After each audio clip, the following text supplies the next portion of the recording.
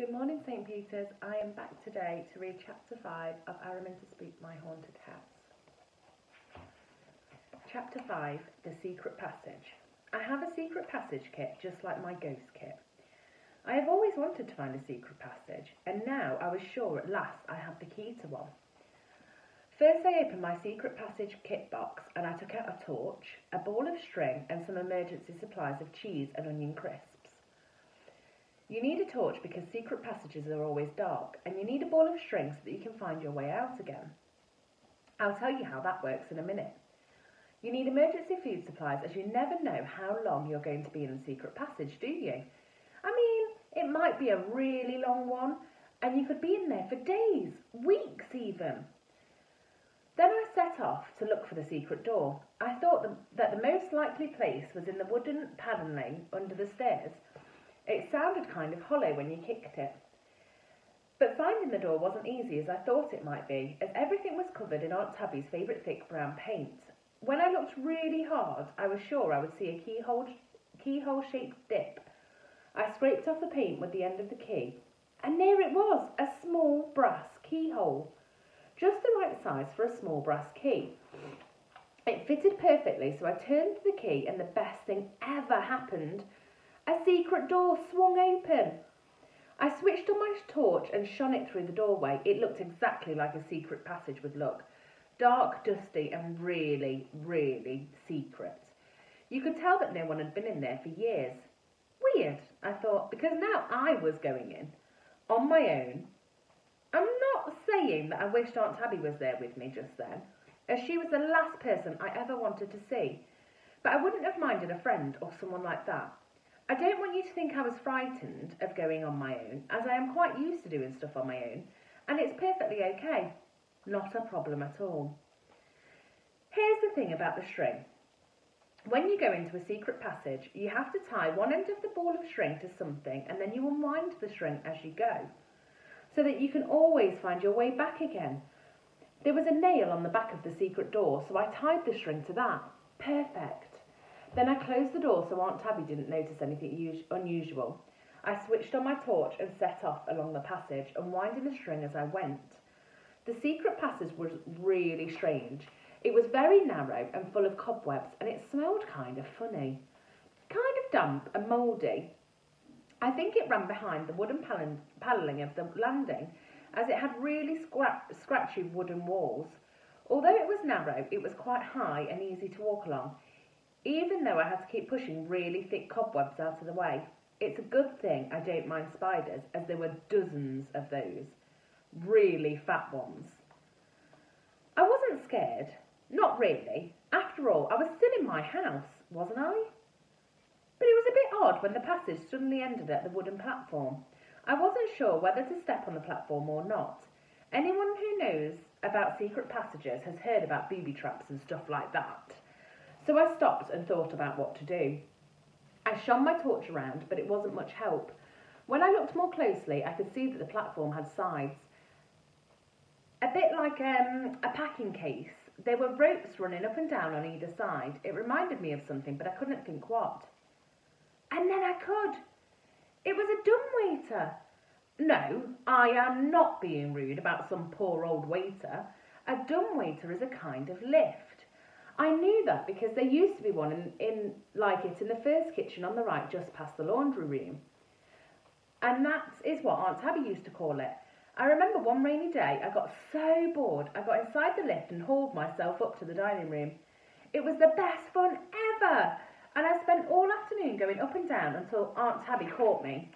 After that she nailed a load of planks across it so I couldn't go in it anymore, which I thought was mean. So I stepped on the platform and pulled the rope just as I had before. The platform kind of groaned a little bit, but nothing happened. I put my torch down and used two hands to pull the ropes really, really hard, and the platform moved. I suppose that was a little bit scary, as the platform started going down into what felt like a dark chimney, and I wasn't sure where I was heading. I was pretty pleased when I saw the top of an old door appear. I stopped the platform outside the door. I could tell it was a very old door, as it had big iron hinges and it looked as though it had come out of a castle or something, but I couldn't see a handle. When I pushed it, it wouldn't move. stupid door. I gave it a really big push. I even kicked it, but nothing happened. It just wouldn't budge. And then I remembered what it said on the label to the little brass key. Doth fit all doors. I didn't really believe the key would fit, as it was so small compared with the door, but when I looked carefully, I saw a small brass keyhole, just like the one on the door of the secret passage. The key turned really easily and the door swung open. I shone my torch through the doorway and it lit up the tiny room. The room had a small fireplace and some very dark and dusty pictures. Some big old candles in brass holders on the wall. In the corner there was a broken old chair with some tattered books piled up on it. And on the floor in the front of the fireplace was an old rug. I just stood there for a moment, kind of holding my breath. It was so quiet that I hardly dared to go in. But I did. I tiptoed in and swung my torch around, looking for a door to the balcony. Of course there were no windows, but you wouldn't expect that in any secret room in the very middle of a house, would you? There is the photo.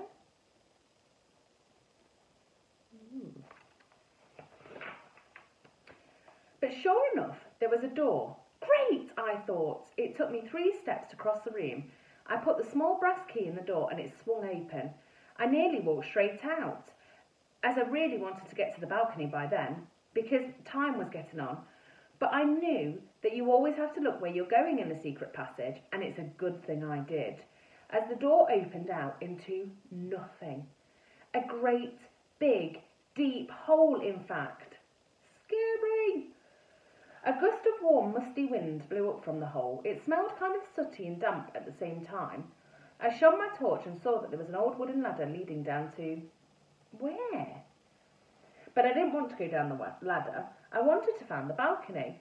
So I went into the room and did all the things that you have to do to make a secret door appear. I tried to turn the brass candlesticks, but they wouldn't move. I looked behind all the pictures, but there was nothing there. I even kicked the old fireplace, but it felt solid as a rock. There was no way out to the balcony, that was for sure. So I decided to climb down the ladder.